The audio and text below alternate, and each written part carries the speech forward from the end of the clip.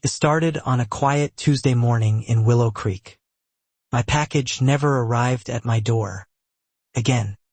Neighbors whispered that the HOA president was behind it. I stayed calm and said nothing. But I had already made one phone call. Karen didn't know what was coming. 3 federal agents were about to knock on her door. My name is Elena Rios, a night shift ICU nurse and single mother of 2, raising my kids in the small brick house my late husband and I bought before he passed. Life wasn't easy, but Willow Creek felt safe. Until it didn't. Every package, every letter, every small piece of mail suddenly seemed to vanish before it reached my mailbox. I chalked it up to bad luck at first.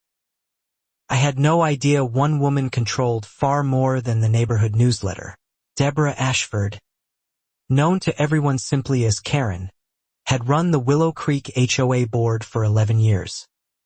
She treated the community like her personal kingdom, fining people for grass a quarter-inch too tall or wreaths hung one day past her arbitrary deadline. Karen lived 2 doors down in the biggest house on the block. A house she reminded everyone she'd sacrificed for.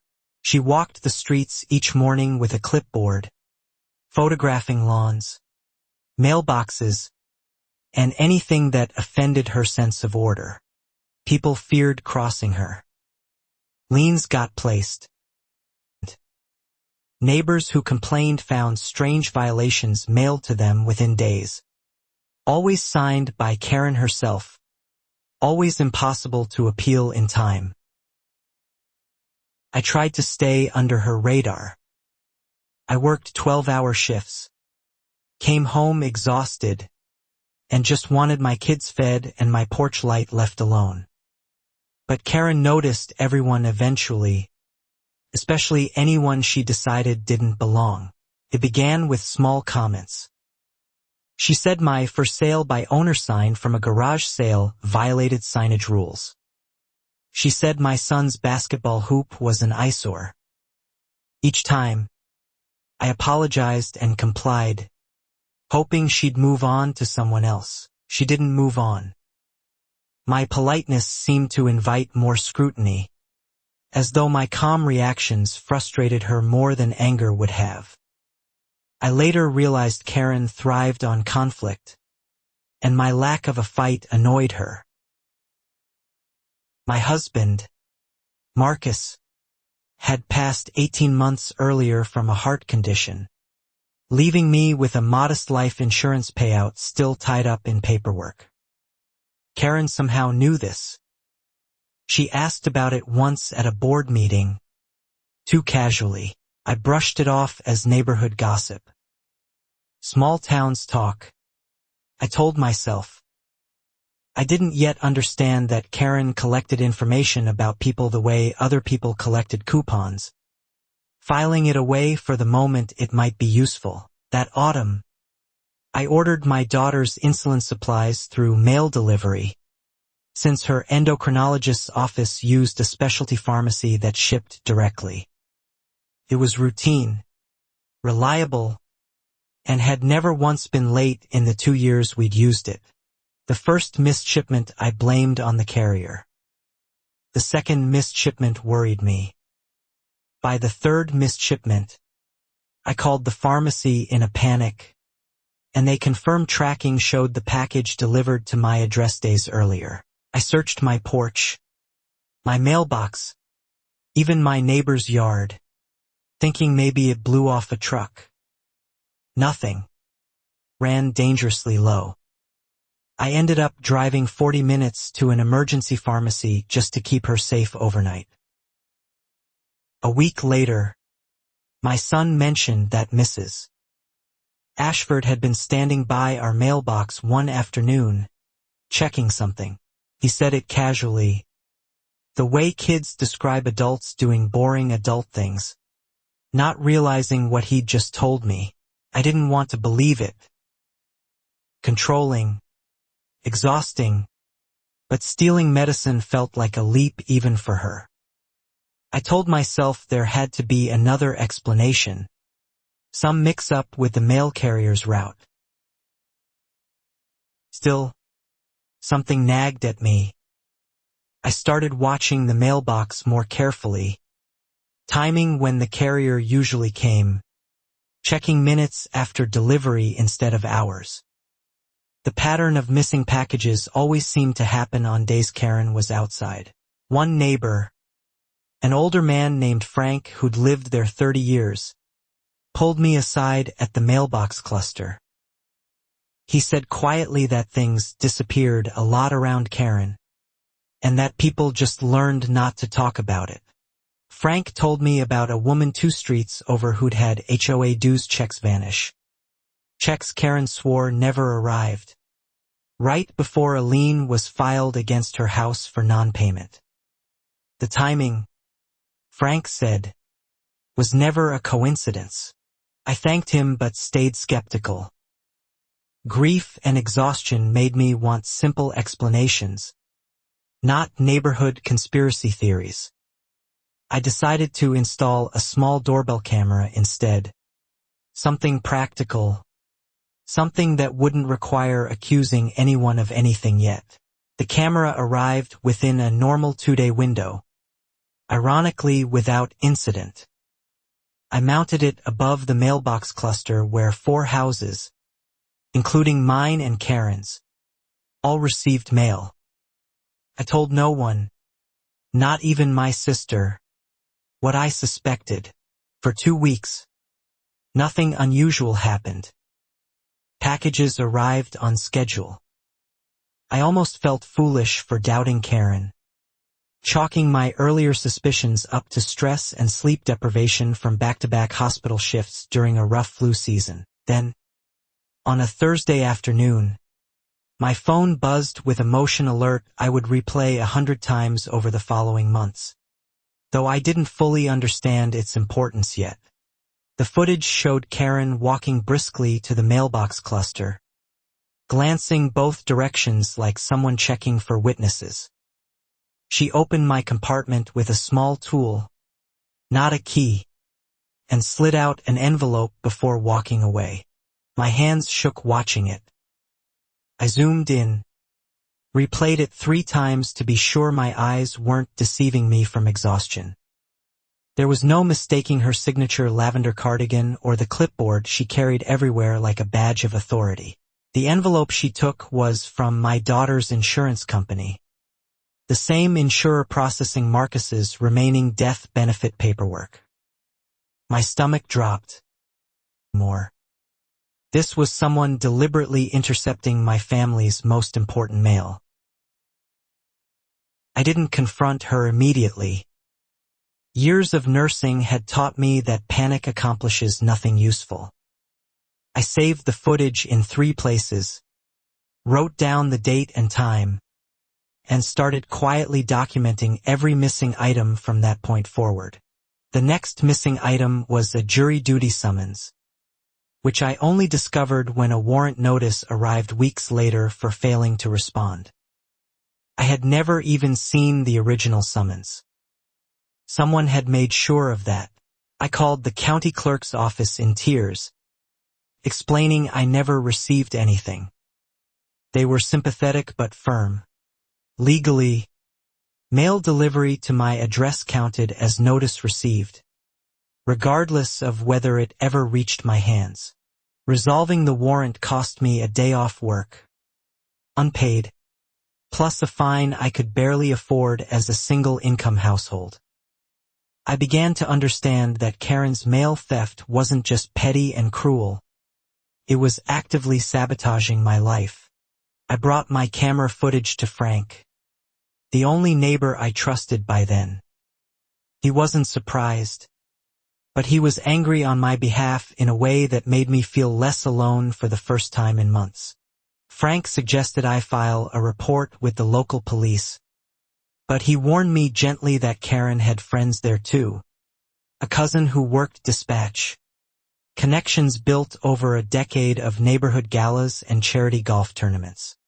Still, I filed the report anyway, footage in hand. The responding officer took my statement politely but explained that mail theft fell under federal jurisdiction, meaning local police had limited authority to actually pursue the case themselves. He suggested contacting the United States Postal Inspection Service directly, the federal law enforcement arm responsible for investigating crimes against the mail. I had never heard of them before that conversation, but I wrote the number down immediately. That night, after my shift, I sat at my kitchen table and drafted an email to the Postal Inspection Service, attaching the video clip, dates of missing items, and a timeline stretching back nearly 2 months. I didn't expect a fast response. Federal agencies moved slowly, I assumed, buried under bigger cases than one nurse's stolen mail. I hit send, closed my laptop, and told myself I'd done what I could for now. Meanwhile, Karen's behavior at HOA meetings grew stranger, almost manic. She pushed a new rule requiring residents to have all deliveries routed through a community package hub she personally controlled, claiming it would reduce porch theft. Several neighbors, myself included, quietly pushed back, saying it felt invasive and unnecessary. Karen framed our hesitation as suspicious, hinting publicly that anyone opposing the new system might have something to hide from the community. I realized then that Karen wasn't just stealing mail opportunistically. She was building a system to make theft easier and permanent, disguised as neighborhood safety, and daring anyone to object without looking guilty themselves. At the next meeting, she singled me out by name, saying my delivery issues reflected poorly on the community's reputation, as though I were the problem rather than the person quietly documenting evidence against her. I bit my tongue, smiled thinly, and said I'd take it under advisement. Inside, I felt something shift. This was no longer about my daughter's insulin or a missed jury summons. This had become a fight for the truth. A woman named Priya, who'd moved in 6 months earlier, caught up with me in the parking lot afterward. She whispered that her husband's disability check had gone missing twice, and Karen had helpfully offered to look into it personally. I told Priya about my camera footage, carefully, without revealing too much yet. Her eyes widened, and she admitted she'd suspected something similar but felt too new to the neighborhood to speak up against someone so established. Over the following 2 weeks, I noticed Karen watching my house more openly, slowing her morning walks near my driveway, lingering by the mailbox cluster longer than usual, as though daring the camera to catch her again. She didn't take anything during that stretch, which almost felt worse, like she knew I was watching and enjoyed the tension of restraint. I kept documenting anyway, timestamps, screenshots, a growing folder labeled simply evidence. My son, 12 years old and sharper than I gave him credit for, asked why I kept checking my phone so much lately. I told him only that Mrs. Ashford and I disagreed about neighborhood rules. Nothing more. He surprised me by saying his friend's mom said Karen once got a whole family evicted from Willow Creek over a fake lien. Something about unpaid dues that were never actually unpaid at all, just conveniently lost. That detail stuck with me. If true, this wasn't Karen's first cycle of theft and manipulation. It was a pattern, refined over years, protected by a position of trust nobody had thought to question until now.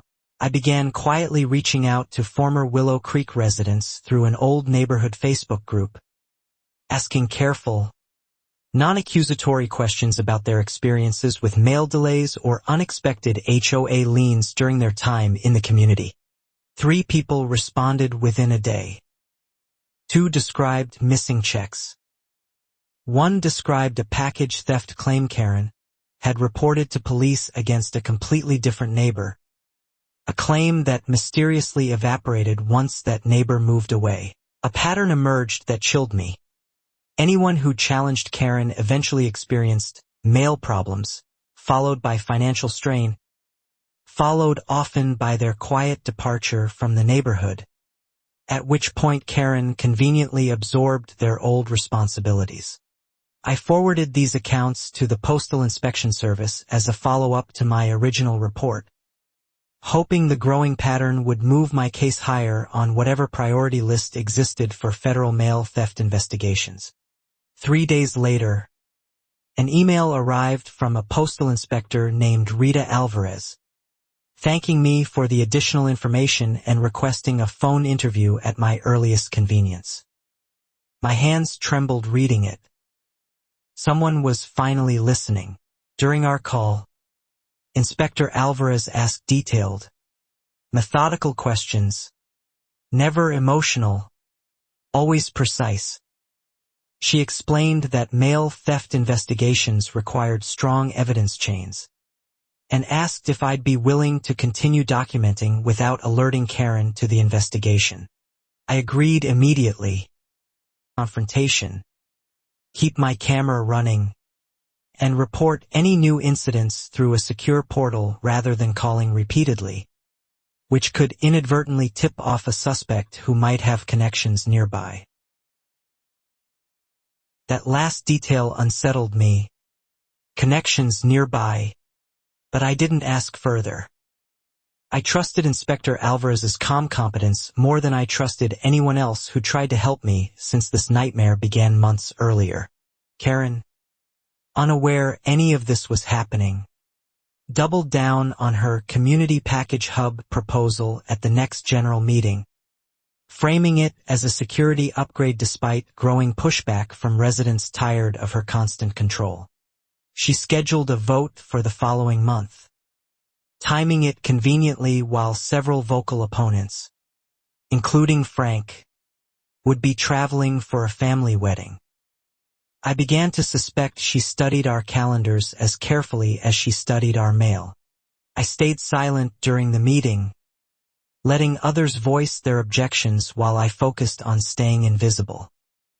Inspector Alvarez had warned me that drawing attention to myself now could jeopardize the quiet evidence-gathering phase of the investigation.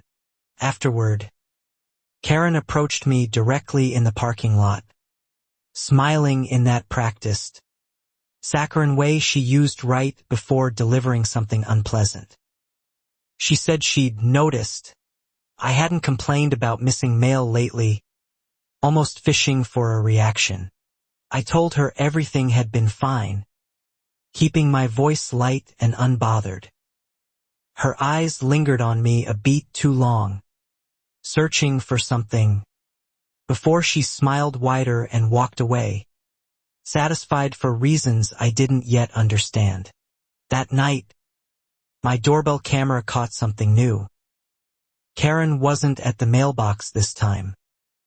She was standing at the edge of my driveway, photographing my car, my porch, and lingering near the gas meter for several seconds. I sent the clip to Inspector Alvarez immediately, worried this had escalated beyond mail theft into something more personal and unsettling. She responded within the hour, asking me to document everything but avoid engaging Karen directly under any circumstances. Priya texted me the next morning, panicked. Her husband's replacement disability check, reissued after the first one vanished, had also failed to arrive. 2 missing checks from the same household felt far beyond coincidence at this point. I connected Priya with Inspector Alvarez, who agreed to add her case to the growing file. Slowly, a coalition formed, quiet and careful, of neighbors willing to document, share footage, and trust that federal investigators moved methodically for a reason. Karen, sensing perhaps that scrutiny was building even without concrete proof, shifted tactics. She began sending formal HOA violation letters to me and Priya almost weekly, citing minor infractions designed to drain our time, money, and credibility. One letter fined me $200 for a trash can left visible 11 minutes past the posted pickup window, time-stamped with suspicious precision, as though she'd been standing outside with a stopwatch specifically waiting to catch me. I paid the fine without argument, refusing to give her the satisfaction of a public dispute. Inspector Alvarez had emphasized that a documented pattern of retaliation could actually strengthen the eventual case, painting a clearer motive behind the theft. Frank returned from the wedding to find his own inbox flooded with violation notices too, despite his property being immaculate as always. It seemed Karen was punishing anyone even loosely connected to the neighbors questioning her authority. At the rescheduled community hub vote, held while Frank was still catching up on missed mail, Karen's proposal passed by a narrow margin, thanks largely to residents too intimidated or exhausted to attend and vote against her.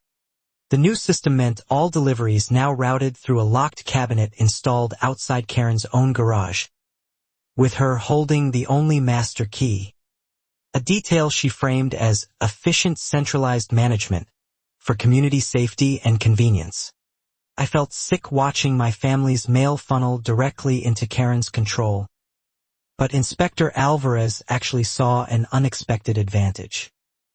If Karen now physically handled every package herself, opportunities for theft and evidence would only multiply.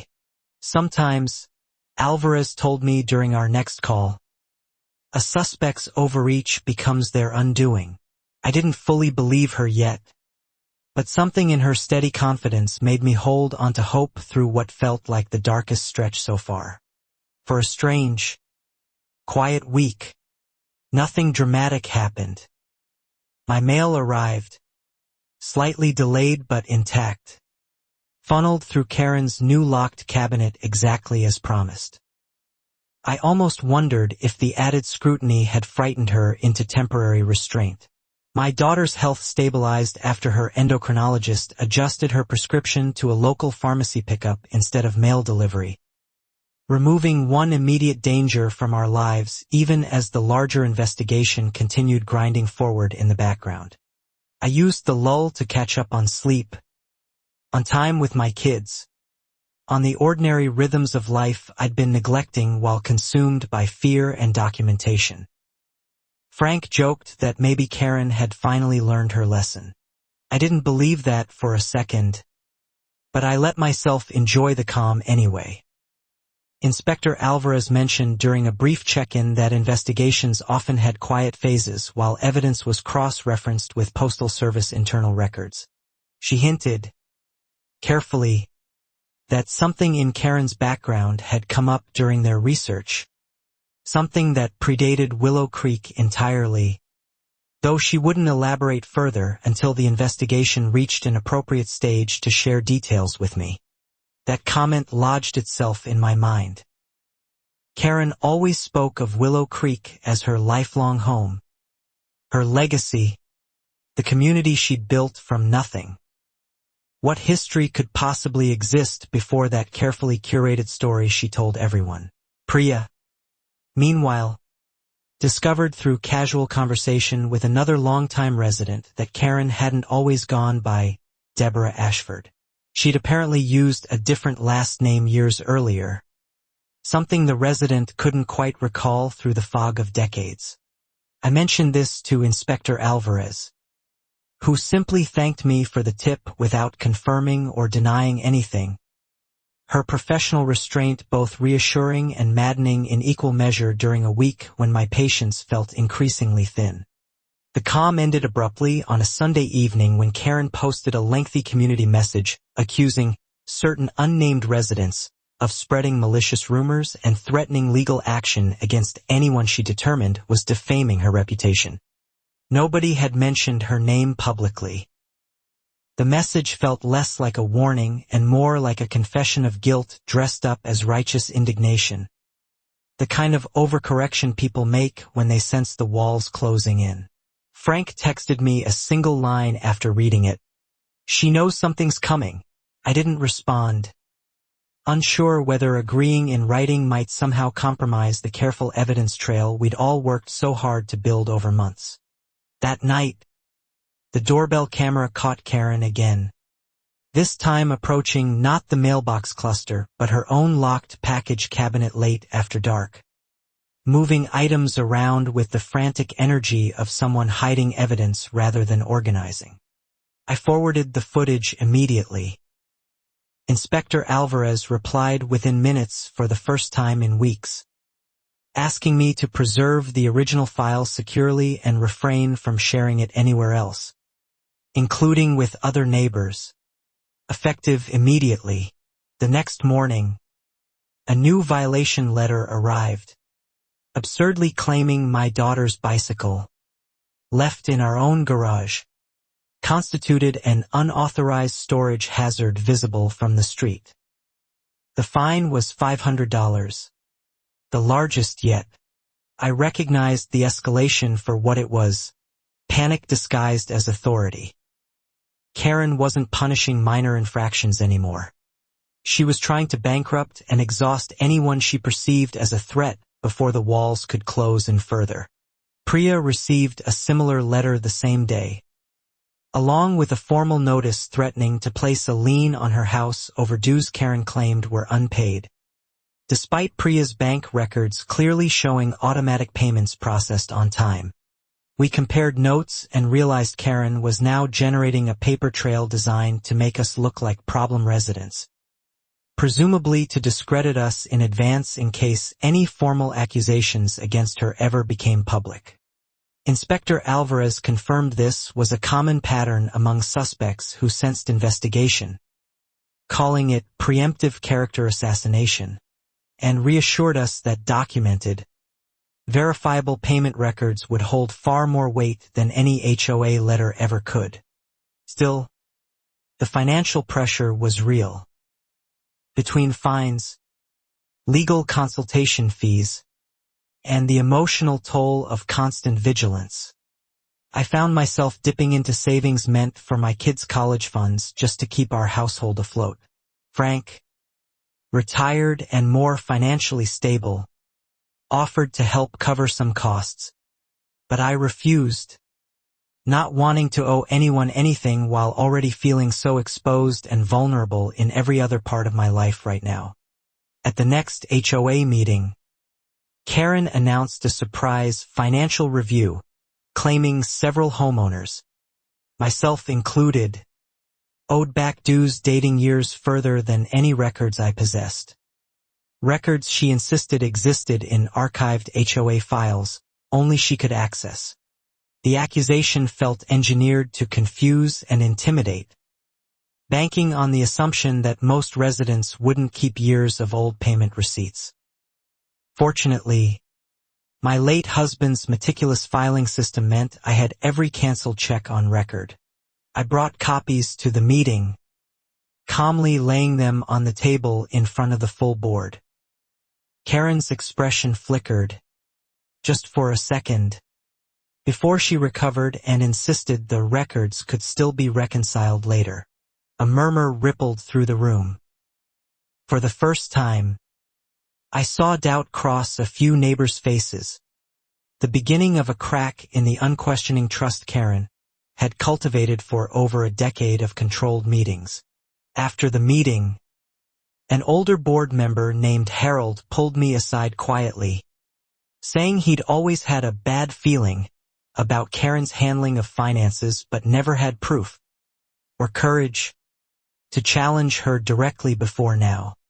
I didn't tell him about the federal investigation, per Inspector Alvarez's instructions, but I encouraged him to keep his own records carefully and report anything unusual he noticed to the HOA's official complaint channels going forward. That same week, Priya's husband, a quiet man named Deepak, filed his own formal complaint with the Postal Service after discovering his replacement disability check had been cashed already. at a check cashing store neither of them had ever used. The forged signature on the cash check bore only a passing resemblance to Deepak's actual signature, sloppy enough that a bank teller later flagged it during a routine audit, unknowingly handing investigators a crucial new piece of evidence. Inspector Alvarez confirmed the check cashing location had security footage, though she couldn't share details with us directly. She did say, carefully, that the investigation had entered what she called an active surveillance phase, which sounded promising and terrifying at once. I asked what that meant for me. She said simply to continue documenting, keep my camera active, and be prepared for the possibility that federal agents might need to speak with me in person sometime in the coming weeks. Karen, oblivious to how close the walls were closing in, escalated her public campaign against me, specifically hinting during a neighborhood social event that I was financially unstable and might be struggling since her husband passed. The comment stung deeply, weaponizing my grief in front of neighbors who didn't know better. I kept my composure, though it took everything in me not to respond with the anger boiling just beneath my calm exterior. Frank later told me several neighbors had actually pulled him aside afterward, uncomfortable with how cruel Karen's comment felt, especially given how visibly hard I worked and how devoted I clearly was to my 2 kids. Slowly, the neighborhood's perception of Karen began shifting, not through any dramatic confrontation, but through the accumulated weight of small cruelties finally becoming impossible to ignore or explain away as simple bluntness or high standards. My son came home from a friend's house one afternoon and mentioned, almost as an aside, that Karen's own son, Tyler, had told friends his mother kept a lot of secrets in the garage nobody was allowed near. 12-year-olds repeat things without understanding their weight. But that detail landed hard. I texted Inspector Alvarez immediately, and for the first time, she asked to meet me in person rather than continue over phone and email. We met at a coffee shop 2 towns over, away from Willow Creek entirely. Inspector Alvarez, calm and precise as always, explained that the investigation had uncovered financial irregularities connecting Karen to accounts under a previous identity from years earlier. She confirmed what Priya's neighbor had vaguely remembered. Karen Ashford had once gone by a different name in a different state, associated with a smaller-scale mail fraud case that had quietly dissolved due to insufficient evidence at the time. Karen had reinvented herself in Willow Creek, building a new reputation as a community pillar while apparently repeating patterns from her past. Patterns that had simply gone unpunished the first time, emboldening her rather than teaching restraint. I asked why it had taken so long for anyone to connect the dots.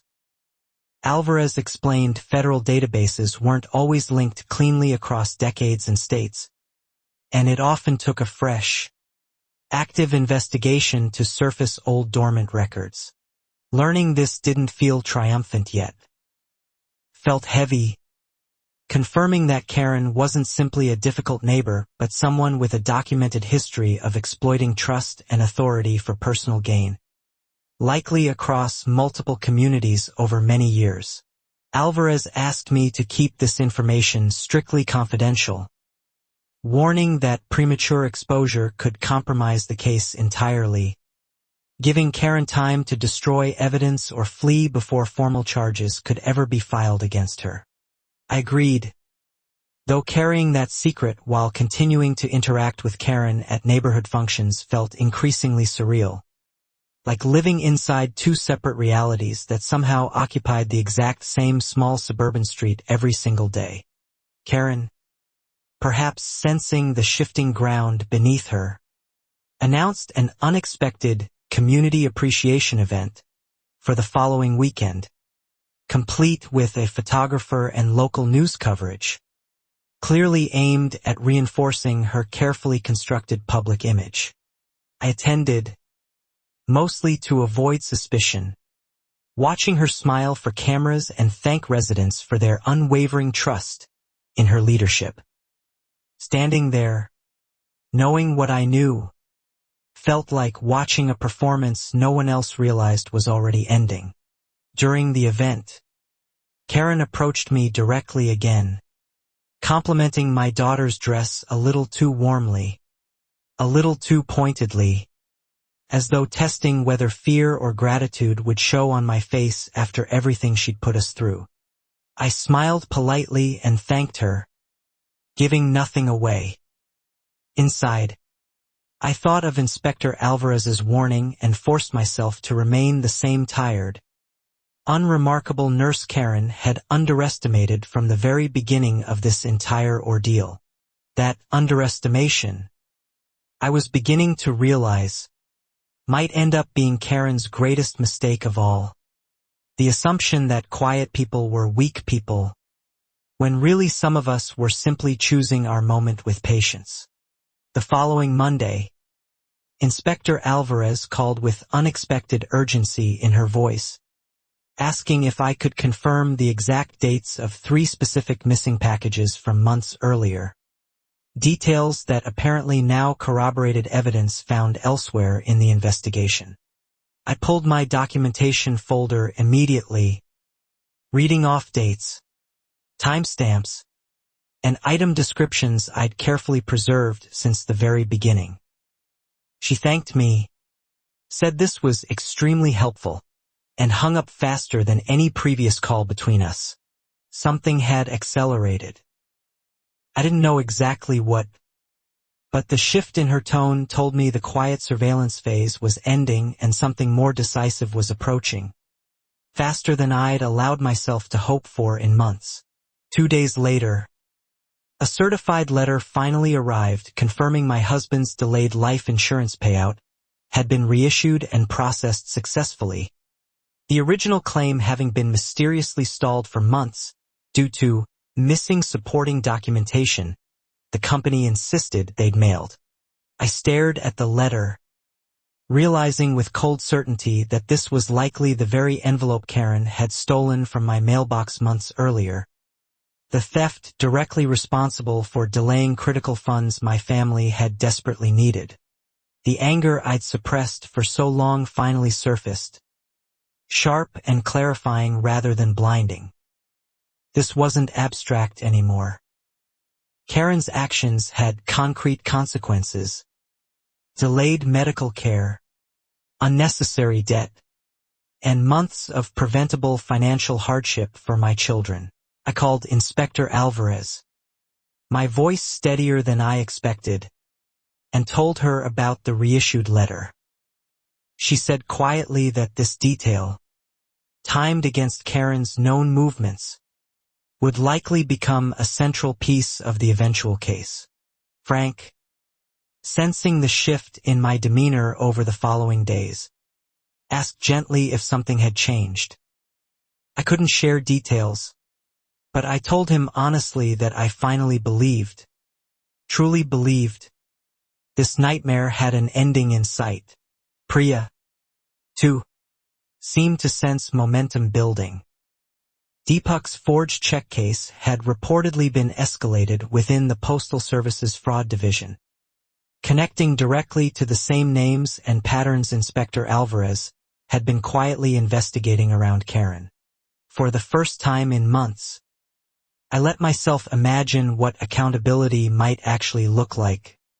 Not revenge exactly, but simple, overdue justice for every family Karen had quietly harmed while hiding behind a clipboard and a smile. The peace didn't last. Perhaps sensing exposure closing in, escalated dramatically, announcing a surprise inspection of problem properties, a thinly veiled excuse to enter homes under HOA authority she didn't legally possess without owner consent. She showed up at my door unannounced on a Saturday morning, demanding entry to inspect for unauthorized renovations she claimed neighbors had reported. Though no permits or complaints existed anywhere in official HOA records I'd previously reviewed. I refused calmly, citing my legal right to deny entry without proper notice or documented cause. Karen's composure cracked visibly, her voice rising as she threatened fines, liens, and even legal action for obstructing HOA business. I recorded the entire exchange on my phone, adding it to the growing evidence file. Her aggression, captured clearly on video, revealed a side of Karen far removed from the polished community leader persona she projected everywhere else. That evening, my camera caught her again near the mailbox cluster, moving with visible agitation, checking her surroundings repeatedly before pocketing something from Priya's compartment and walking briskly back toward her own house without looking back. I sent the footage to Inspector Alvarez immediately, my hands shaking with a mixture of vindication and fear. This was the boldest theft I'd witnessed yet, committed in broad view of a camera Karen apparently still didn't suspect existed. Alvarez responded within the hour, her message uncharacteristically direct. This is significant. Please continue exactly as you have been. We're close. 3 words. We're close. Felt like the first real promise of an ending after months of uncertainty. Karen's behavior grew increasingly erratic over the following days. She sent a neighborhood-wide email accusing outside agitators of trying to undermine community values, language that felt paranoid and unhinged compared to her usually polished public messaging. Several residents began quietly questioning her stability, whispering at the mailbox cluster and community mixers about whether new leadership might finally be necessary after over a decade of Karen's unchallenged, increasingly erratic control over Willow Creek. Harold, the older board member who'd expressed doubts earlier, formally requested an independent financial audit of HOA accounts at the next meeting, a request Karen dismissed immediately as unnecessary and insulting to her years of service. Her refusal, delivered with visible irritation rather than calm authority, only deepened suspicion in the room. I watched neighbors exchange glances, the same unspoken realization spreading slowly among people who'd trusted her blindly for far too long. That night, Karen showed up at my door again, this time alone. No clipboard, no forms, just her and an expression I hadn't seen before, something closer to desperation than her usual controlled confidence and calculated authority.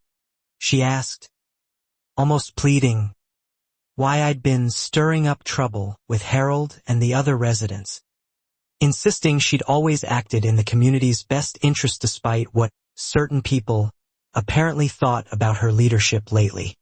I told her honestly that I hadn't stirred up anything, that people were simply starting to notice patterns for themselves.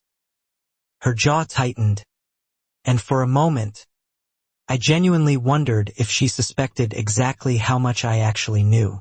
She left without further threats, but the encounter unsettled me deeply. I called Inspector Alvarez afterward, describing Karen's uncharacteristic vulnerability, worried it might signal either a genuine breakdown or a dangerous, desperate escalation still yet to come. Alvarez advised extra caution, suggesting I avoid being alone with Karen going forward and keep my camera systems fully operational around the clock, including a new angle covering my own front door in addition to the mailbox cluster. I installed the additional camera that same night, hands still trembling slightly from adrenaline. My son asked why I suddenly seemed so focused on security. I told him only that I wanted our family to feel extra safe lately. 2 nights later, the new camera captured something that made my blood run cold.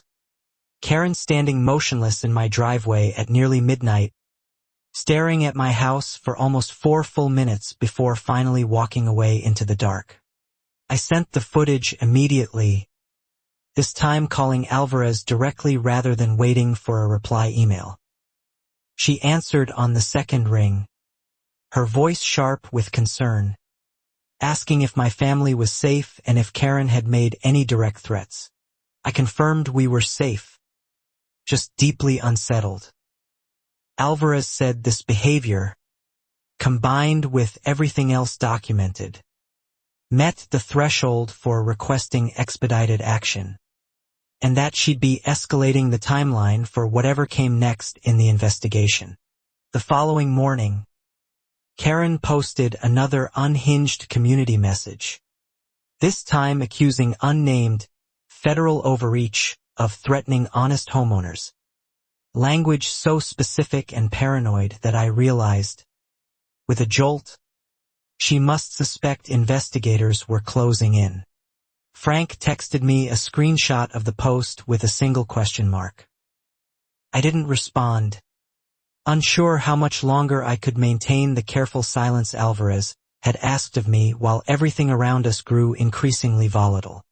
That afternoon, Priya called in tears, saying Karen had shown up at her door too, accusing her and Deepak of spreading lies to the government about missing mail, an accusation that all but confirmed Karen knew an investigation existed. I relayed this immediately to Alvarez, who thanked me and said, cryptically, that Karen's panic was actually useful, that suspects who felt cornered often made mistakes far larger than any they'd made while still feeling untouchable and secure. That night, my camera caught the most damning footage yet. Karen at the locked package cabinet, frantically stuffing envelopes into a large duffel bag rather than her usual careful organizing, moving with the desperate energy of someone destroying evidence. I watched, frozen, as she carried the bag toward her own garage rather than any mail truck or drop box, confirming what we'd all suspected for months but never definitively captured until this exact, reckless, panicked moment. I sent the footage to Alvarez immediately. My message simple, she's destroying it right now. Her response came within minutes. Received. Do not approach her. My heart pounded reading those final 4 words. I didn't sleep at all that night, watching my phone, watching the camera feed, waiting for something, anything, to confirm whatever moving forward actually meant in practice. Terrified this might all somehow slip away before real accountability arrived. Around 3 a.m, an unmarked sedan parked quietly down the street from Karen's house, staying there for nearly an hour before pulling away without any visible activity, leaving me confused and anxious about what I just witnessed. I texted Alvarez asking if that had been related to the case. She replied only, "Please be patient. Things are in motion." A frustratingly vague answer that did little to calm my racing thoughts through the remaining pre-dawn hours. The next morning, Karen appeared unusually disheveled at the mailbox cluster, her clipboard absent for the first time in months, her movements jittery and unfocused as she rifled through compartments with none of her usual practiced precision. Frank noticed too, mentioning at breakfast that Karen had nearly backed her car into his mailbox post. Distracted and erratic in a way completely unlike her normally controlled, image-conscious public behavior around the neighborhood she claimed to love. I kept my camera active, kept documenting, kept waiting, feeling like a single loose thread in an enormous tapestry finally being pulled tight by hands far more powerful and experienced than mine had ever been alone. That evening, Alvarez called again, her voice carrying a rare note of something close to satisfaction. "We've secured a search warrant," she said, "based largely on your documentation. We move tomorrow morning." I barely slept again, adrenaline and disbelief tangled together. After months of fear, exhaustion, and quiet documentation, the words "we move tomorrow morning" felt almost too large to fully process, like relief arriving faster than my mind could catch up. Morning came slower than any shift I'd ever worked. I made breakfast for my kids on autopilot, sent them to school without mentioning anything, and sat by my front window with coffee I never actually drank, just watched cool. Around 9, Frank texted asking if I'd seen anything unusual yet. I told him only to keep watching his phone, unable to say more without violating Alvarez's explicit instructions to remain silent until the operation was fully complete. Priya called twice that morning, anxious and hopeful in equal measure.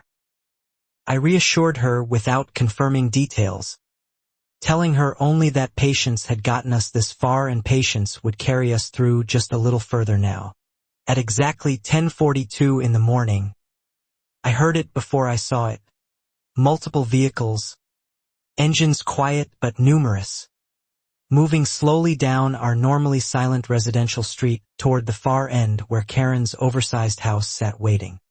I stepped onto my porch, camera already recording from my phone, and watched 3 unmarked vehicles pull directly into Karen's driveway. Doors opening in practiced synchronized movements I recognized instantly from years of hospital emergency training myself. Postal inspectors, wearing clearly marked federal jackets, approached Karen's front door alongside 2 uniformed police officers providing backup support, their presence calm but unmistakably authoritative in a way that silenced the entire street almost immediately. Karen answered her door in workout clothes, visibly startled, her carefully maintained composure crumbling within seconds as Inspector Alvarez, standing at the front of the group, presented identification and began explaining the purpose of their visit. Neighbors emerged onto porches and driveways one by one, drawn by the unusual commotion, whispering questions to each other that nobody yet had answers for, though the growing federal presence told its own unmistakable story regardless. I stood frozen on my own porch, watching months of fear, documentation, and quiet endurance finally converge into this single, surreal moment unfolding in broad daylight on an ordinary Tuesday morning in our small suburban neighborhood. Karen's voice carried across the yard, sharp and indignant, insisting there had been some terrible misunderstanding, and demanding to know who had filed such baseless accusations against a woman who'd given everything to this community for years. Inspector Alvarez remained calm throughout, her voice steady and professional as she explained the search warrant covered specific areas of the property, including the garage and the locked package cabinet Karen had personally installed months earlier. Karen's face changed visibly at the mention of the cabinet, indignation cracking into something closer to panic as she glanced briefly, almost involuntarily, toward her garage before quickly composing herself and insisting she had nothing to hide. The search began methodically, agents moving through the garage while Karen stood on her front lawn, arms crossed tightly, watching with the tense stillness of someone realizing, perhaps for the first time, that control had finally slipped away. Within 20 minutes, an agent emerged carrying several sealed evidence bags, one clearly containing envelopes and small packages, another containing what appeared to be a checkbook and several loose financial documents pulled from a hidden storage area. Karen's son, Tyler, arrived home from a friend's house partway through the search, freezing on the sidewalk at the sight of federal vehicles surrounding his home, his expression shifting rapidly from confusion to something like resigned recognition. I remembered what my son had mentioned weeks earlier, about Tyler saying his mother kept secrets in the garage nobody was allowed near. Watching his face now, I realized he'd likely known, or at least suspected, far more than any child should. More neighbors gathered at a respectful distance, murmuring in small clusters, some visibly shocked, others nodding as though long-suppressed suspicions were finally, painfully, being confirmed in real time on the manicured lawn Karen had always kept so pristine. Frank found his way to my side, standing quietly without saying much, simply present in a way that felt steadying after months of navigating this alone with only careful documentation and long-distance phone calls for company.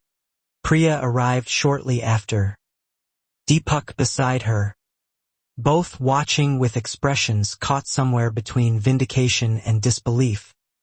The reality of federal agents on their difficult neighbor's lawn still settling in despite months of building toward exactly this moment.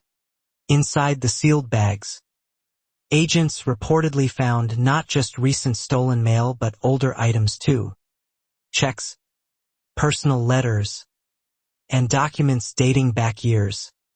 Evidence suggesting Karen's theft had continued far longer and touched far more households than we'd realized. An agent approached Karen directly, speaking quietly for several minutes before she was formally informed she was being detained for questioning related to federal mail theft and fraud. Her rights read aloud in a voice that finally silenced her protests entirely. She didn't resist physically, but her composure shattered completely, tears replacing indignation as she was escorted, not yet in handcuffs but clearly no longer free to simply walk away, toward one of the unmarked federal vehicles waiting nearby. The street fell into a strange, heavy silence as the vehicle pulled away with Karen inside, agents remaining behind to continue processing evidence from the garage and the now unlocked, thoroughly searched community package cabinet she'd once controlled. Inspector Alvarez approached me directly afterward, thanking me quietly for my persistence and documentation, saying my footage and detailed records had played a critical role in securing both the warrant and the strength of the eventual case. I asked, hesitantly, what would happen next. She explained that formal charges would likely include mail theft, fraud, and possibly identity-related offenses connected to Karen's previous undisclosed history, though the full legal process would still take considerable time. Relief and exhaustion hit me simultaneously, the adrenaline of months finally draining away, leaving behind something quieter and heavier, a strange mixture of vindication, lingering anger, and disbelief that this ordinary Tuesday had changed everything so completely.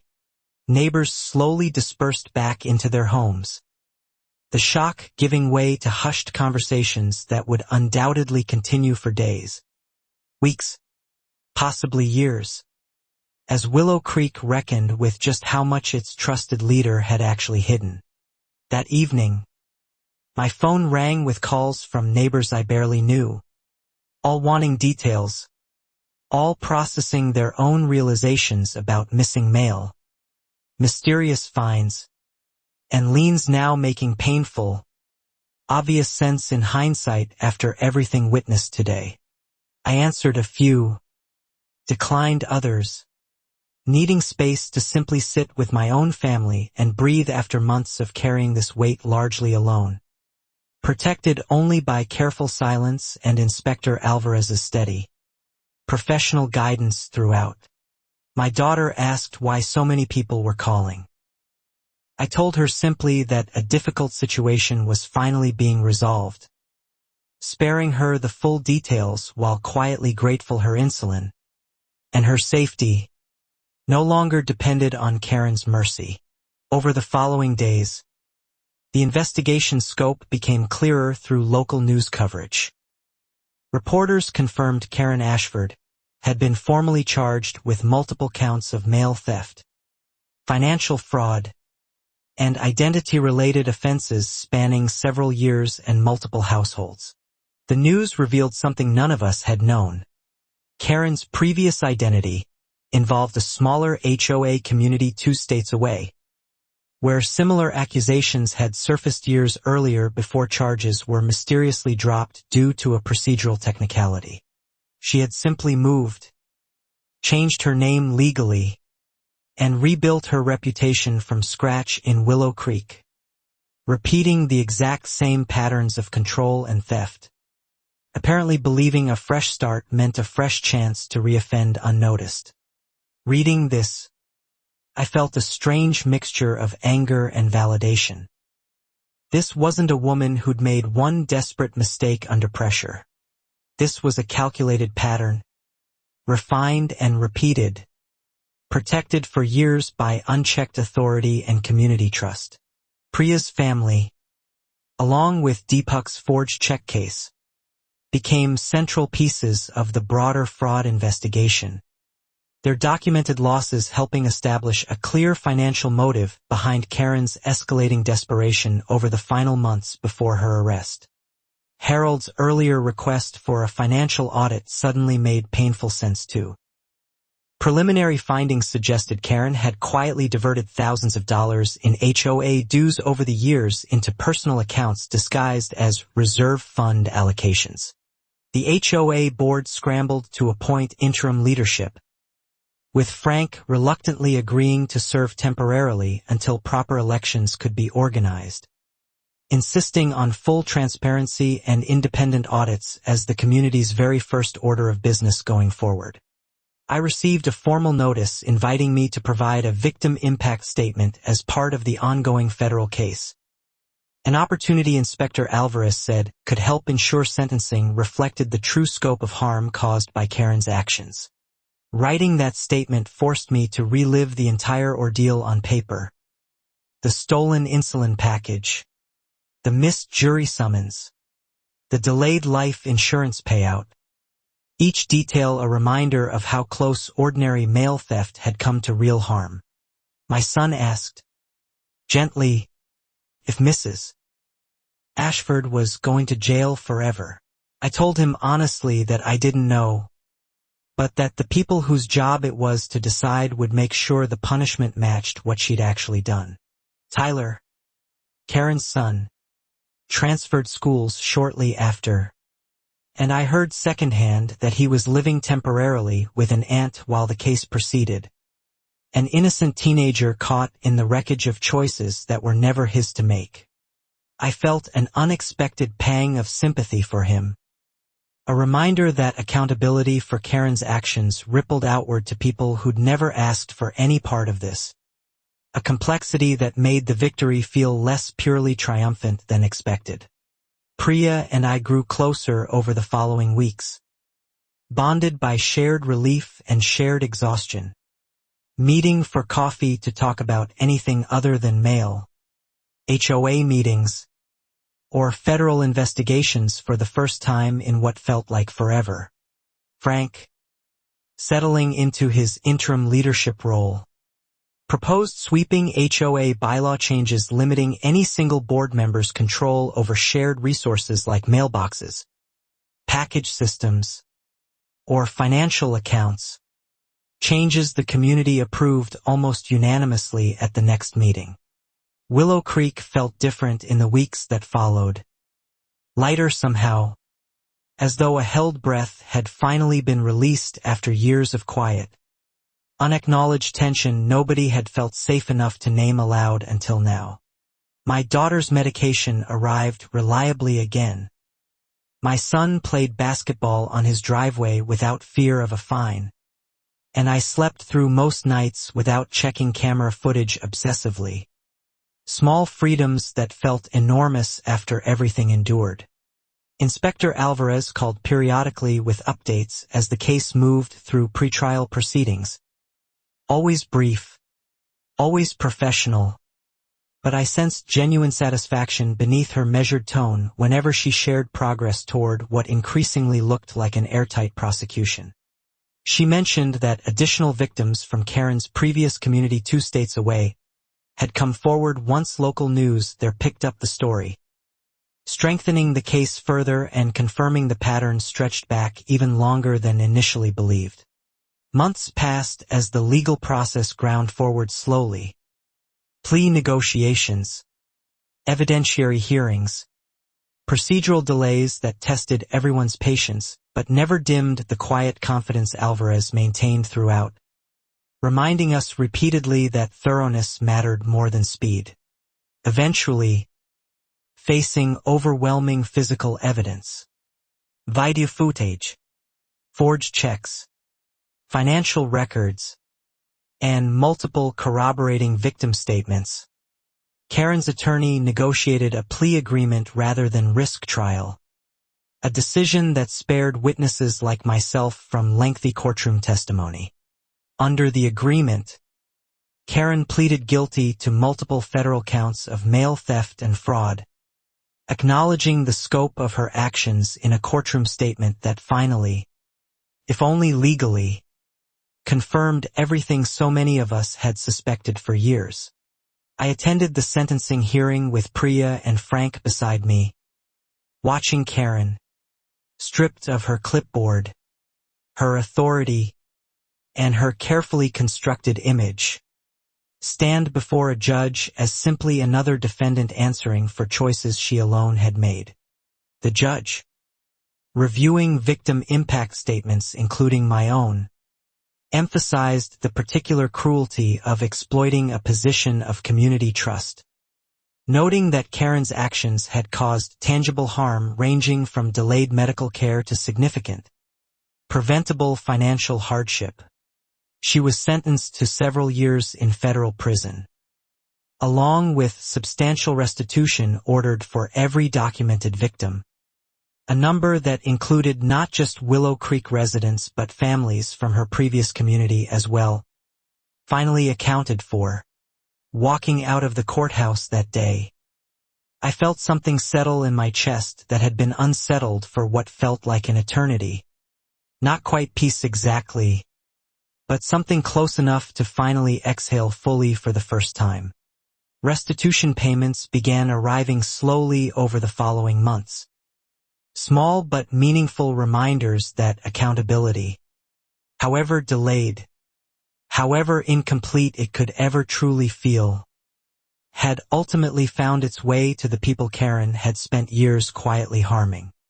Willow Creek elected a new, permanent HOA board that spring, with transparent finances, rotating leadership terms, and strict limits on any single person's control over shared community resources.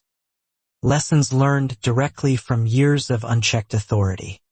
Frank stepped back from leadership once the transition stabilized, joking that he preferred tending his garden to managing spreadsheets, though everyone agreed his steady presence during the crisis had helped hold the community together through its most difficult chapter.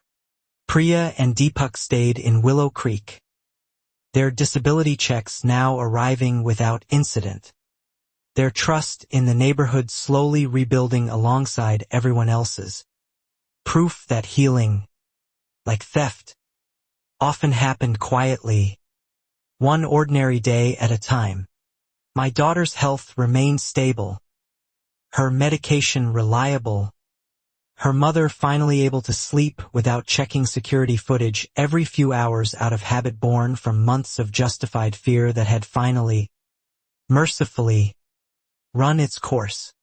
I kept my doorbell cameras installed, not out of lingering paranoia, but out of hard-earned wisdom, a quiet reminder that vigilance, patience, and careful documentation had ultimately protected my family when every other system had initially failed us. Inspector Alvarez reached out one final time months later, not for case business, but simply to check in, saying she rarely got closure calls like this and wanted to know how my family was doing after everything we'd endured.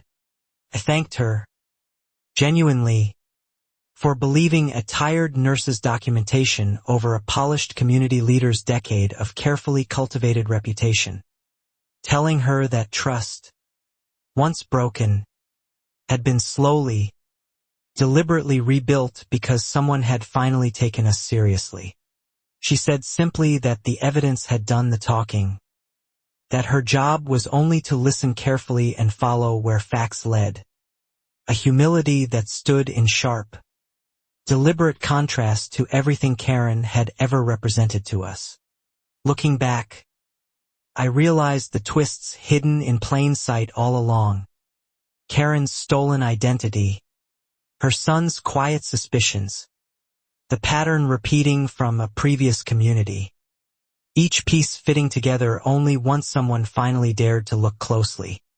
I thought often about how easily this could have continued indefinitely. How many families might have kept suffering quietly if I hadn't installed one small camera, driven by nothing more than a mother's stubborn, exhausted determination to protect her kids. Frank told me once, over coffee on his porch, that communities like ours often mistook control for leadership, mistaking someone's willingness to enforce rules harshly for genuine care about the people those rules were supposedly meant to protect.